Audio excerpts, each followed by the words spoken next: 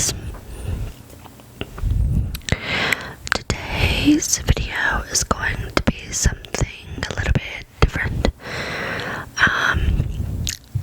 In one of my past videos, I did an audible reading of a book, but today I'm going to do a whispered reading.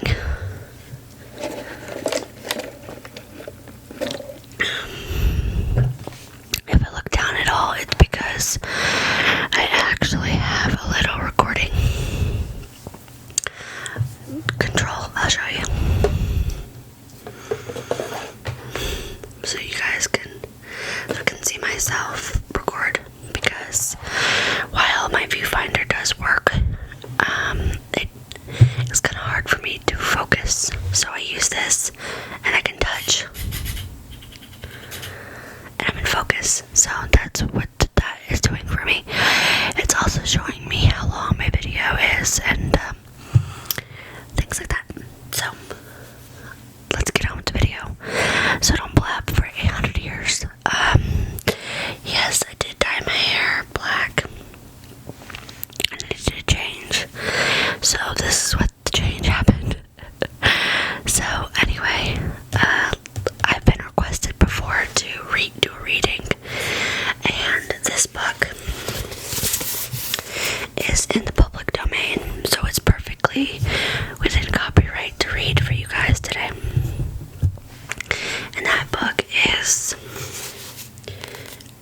Brave New World by Aldous Huxley.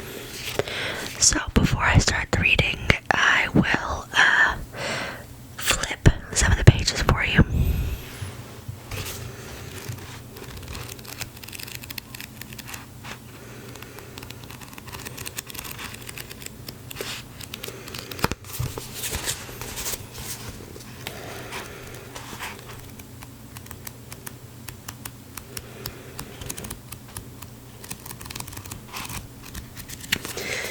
It is a paperback.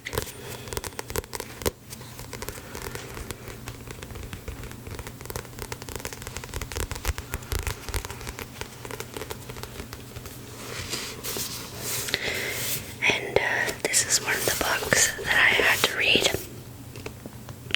for school when I was in high school, about 4 years ago now. So this was the book that I had to read. So let me go ahead and read the back to you, and then we'll get to the reading. So the back states, Aldous Huxley's Tour de Force, Brave New World is a darkly satiric version of a utopian future where humans are genetically bred and pharmaceutically anesthetized to passively serve a ruling order. A powerful work of spectacular fiction that has enthralled and terrified readers for generations, it remains remarkably relevant to this day as both a warning to be heeded as we head into tomorrow and a thought-provoking, satisfying entertainment.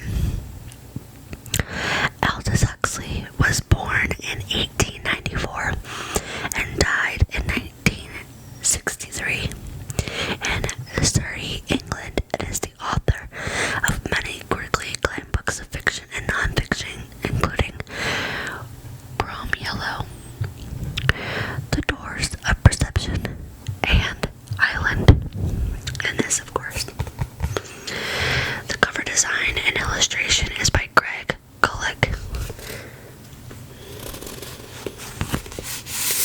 And I don't know if you can hear, but it has a nice texture to it.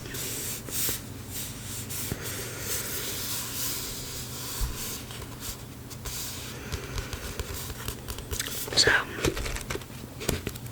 let's get reading. I will read several chapters for you, and if you guys like this and want more readings, comment down in the comment section. That way I know to continue with this book, and if you don't like it, we can move on to another. Also, this book has mature subjects in it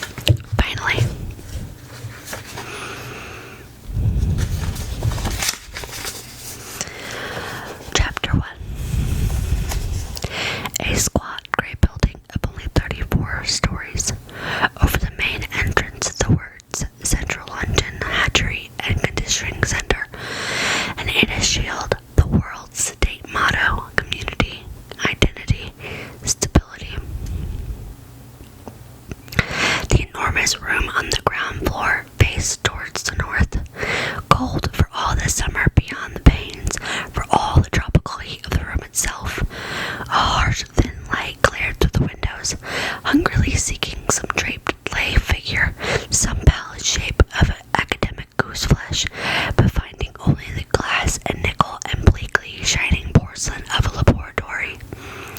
Winterness responded to winterness.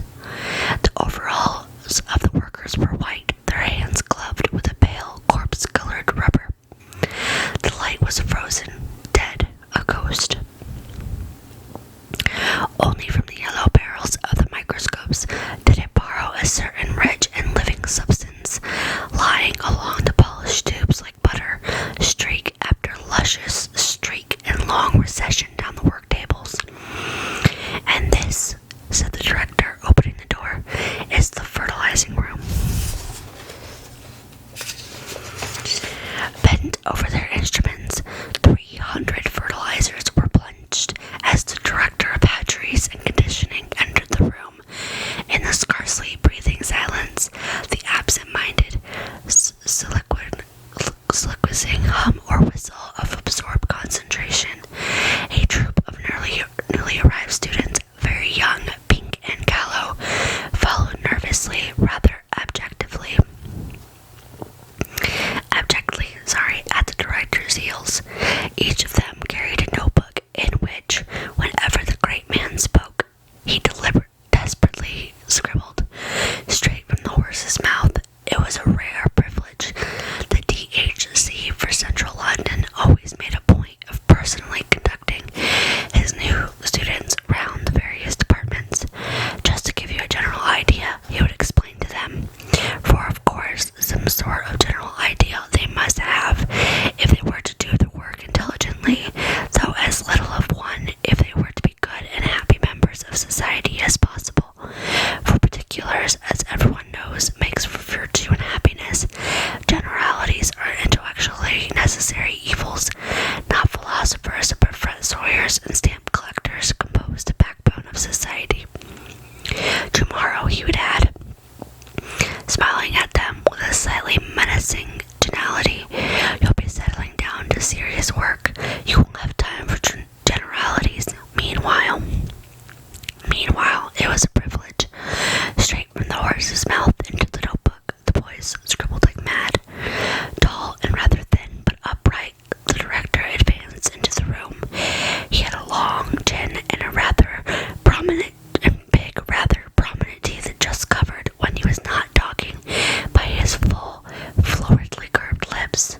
Old, young, 30, 50, 55. It was hard to say. And anyhow, the question didn't arise in this year of stability.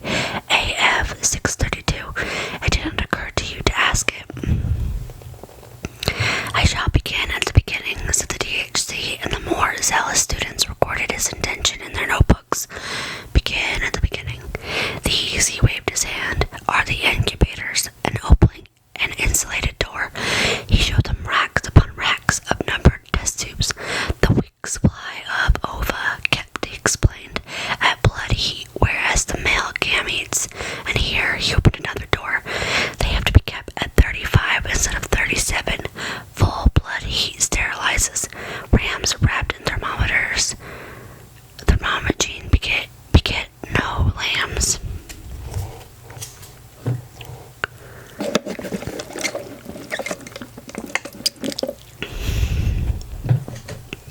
Still leaning against the incubators he gave them, while the pencil scurried illegibly across the pages, a brief description of the modern fertilizing process spoke first, of course, of its surgical introduction.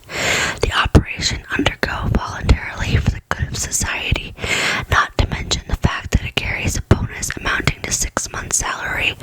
Continue with some account of the technique for preserving the excised ovary alive and actively developing.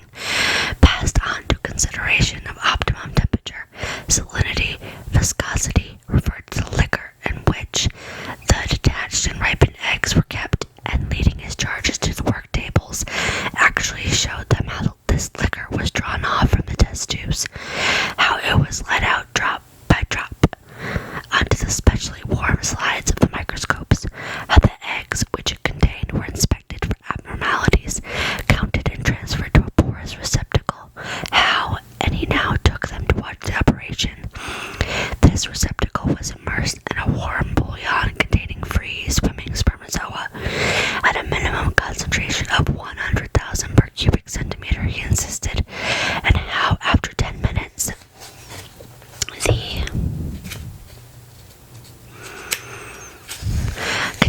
was lifted out of the liquor and its contents re-examined.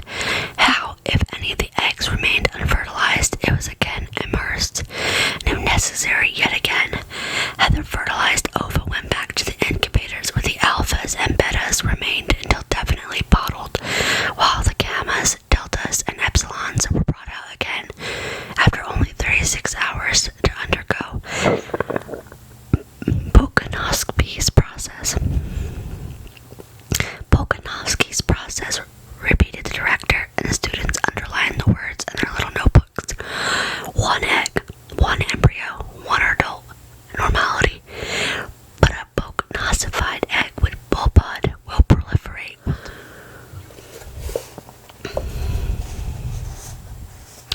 From 8 to 96 buds, and every bud will grow into a perfectly formed embryo, and every embryo into a full-size adult, making 96 human beings grow where only one grew before.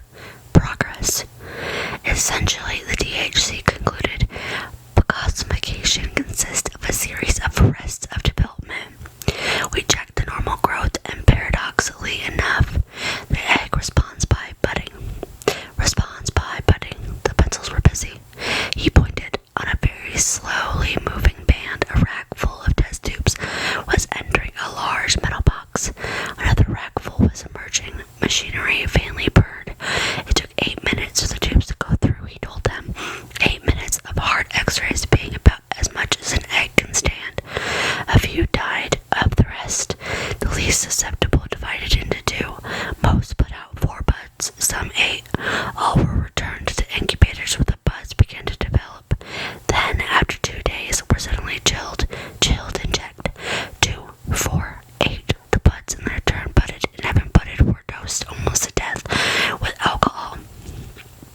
Consequently, burgeoned again, and having budded, bud out of bud out of bud, were there, after further arrest, being generally fatal, left to develop in peace, by which time the original egg was in a fair way to becoming anything from 8 to 96 embryos, a prodigious improvement, you will agree, on nature. Identical twins, but not in peddling 2s and 3s as in the old viviparous days, where an egg would sometimes accidentally divide, actually but dozens by scores at a time. Scores, the director repeated and flung out his arms as though he was distributing largesse. Scores. But one of the students was full enough to ask where the advantage lay. My good boy, the director wheeled sharply around on him. Can't you see? Can't you see? He raised a hand. His expression was solemn. Pacosify's process is one of the major instruments of social stability. Major instrument of social stability.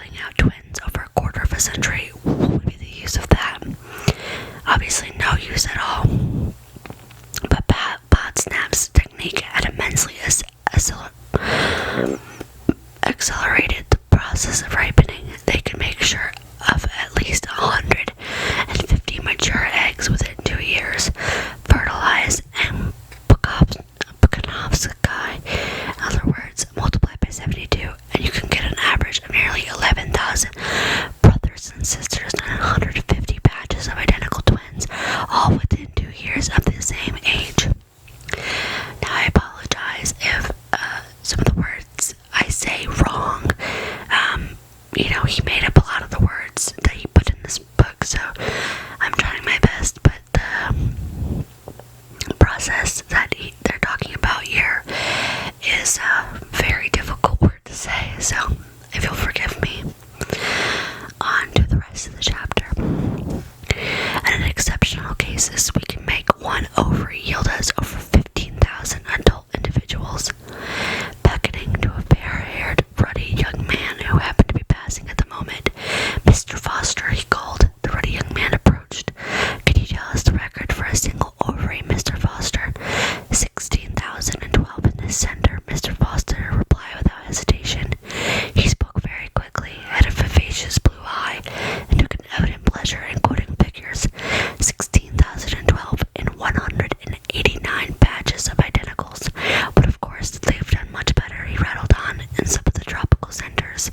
Singapore has often produced over 16,500, and Mombasa has actually touched the 17th southern mark. But then they had unfair advantages. You should see the way a Negro ovary responds to pituitary.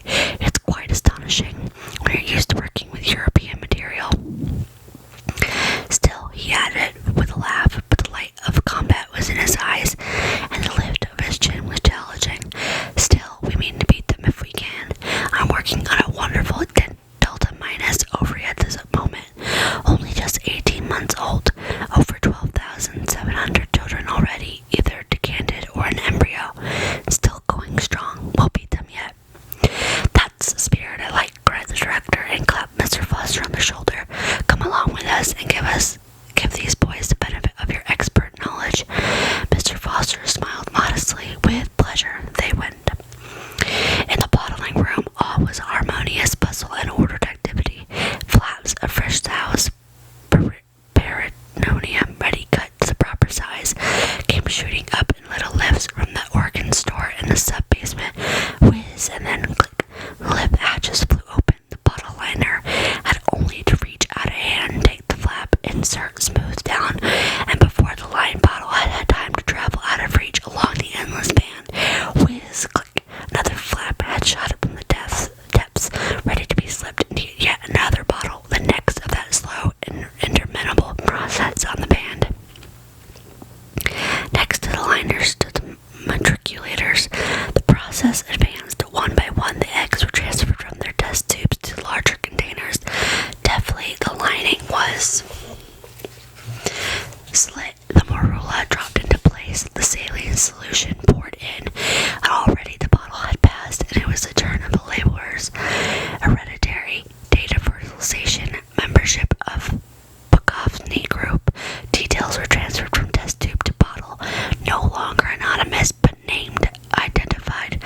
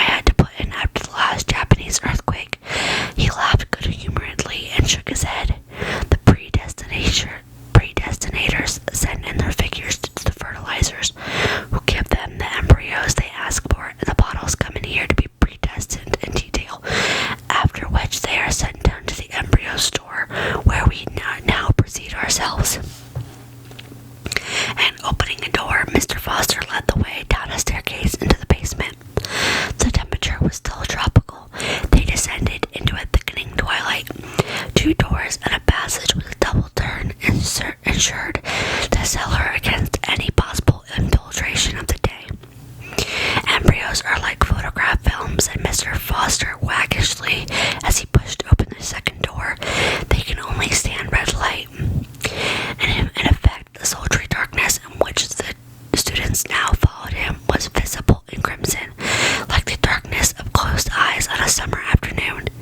The bulging flanks of row on receding row and tier above tier of bottles glinted with innumerable rubies, and among the rubies moved the dim red specters of men and women with purple eyes and all the symptoms of lupus. The hum and rattle of machinery faintly stirred in the air. "Give them a few figures, Mr. Foster," said the director, who was tired of talking. Mr. Foster was only too happy to give them a few figures. 280 meters long, 200 wide, 10 high. He pointed upwards like chickens drinking. The students lifted their eyes toward the distant ceiling. 3 tiers of racks, ground floor level, first gallery, second gallery. The spidery steelwork of gallery above gallery faded away in all directions into the dark. Near them, 3 red ghosts were busily unloading demijohns from a moving staircase, the escalator from the social predestination room. Each bottle could be placed on one of 15 racks each.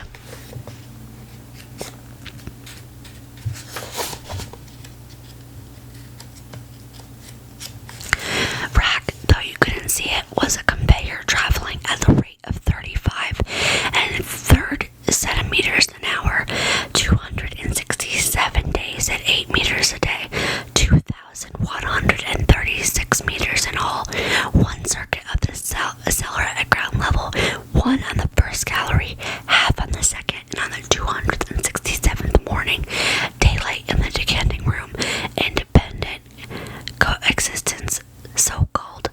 But in the interval, Mr. Foster concluded, "We've managed to do a lot to them. Oh, a very great deal." His laugh was knowing and triumphant.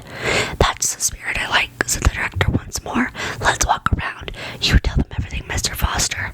Mr. Foster duly told them of the growing embryo on its bed of peritoneum, made them taste the rich blood surrogate on which it fed, explained why it had to be stimulated with plantain and thyroxine, told them of the corpus luteum extract, showed them the jets through which at every 12th meter from 0 to 2040 it automatically injected, spoke of those gradually increasing doses of pituitary administered during the final 96 meters of their course, described the artificial maternal circulation installed in every building at meter 112, showed them the reservoir of blood surrogate, the centrifugal pump that kept the liquid moving over the placenta and drove it through the synthetic lung and waste product filter, referred to the embryo's troublesome tendency to anemia, to the massive doses of hog stomach extract and foetal liver in which, in consequence, it had to be supplied,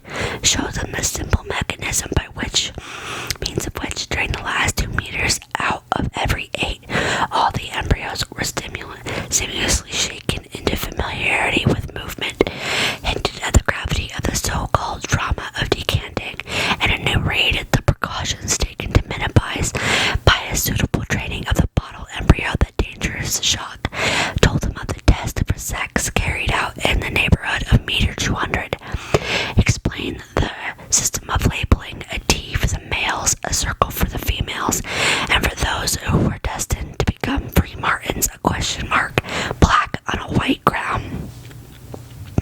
For, of course, said Mr. Foster, in the vast majority of cases, fertility is merely a nuisance. 1 fertile ovary in 1200, that would really be quite sufficient for our purposes, but we want to have a good choice, and of course, one must always have an enormous margin of safety. So we allow as many as 30% of the female embryos to develop normally. The others get a dose of male sex hormone every 24 meters. For the rest of the course, result, they're decanted as free martins, structurally quite normal, except he had to admit that they do have the slightest tendency to grow beards, but sterile, guaranteed sterile, which brings us at last, continued Mr. Foster, out of the realm of mere slavish imitation of nature into the much more interesting world of human invention. He rubbed his hands, for of course they didn't content themselves ourselves with merely hatching out embryos. Any cow could do that. We also predestine and condition. We decant our babies as socialized human beings, as alphas or epsilons, as future sewage worker or future. He was going to say future world controllers, but corrected themselves at future director of hatcheries instead. The DHC acknowledged the compliment with a smile. They were passing meter 320 on rack 11. A young beta-minus mechanic was busy with screwdriver and spanner on the blood circuit pump of a passing bottle. The hum of the electric motor deepened by fractions of a tone as he turned the nuts. Down, down, a final twist, a glance at the revolution counter, and he was done. He moved 2 paces down the line and began the same process on the next pump, reducing the number of revolutions per minute. Mr. Foster explained. The circuit goes round slower, therefore passes through the lung at longer intervals, therefore giving the embryo less oxygen. I'm not really sure where I was, so for that I will stop this video for today because I'm not sure where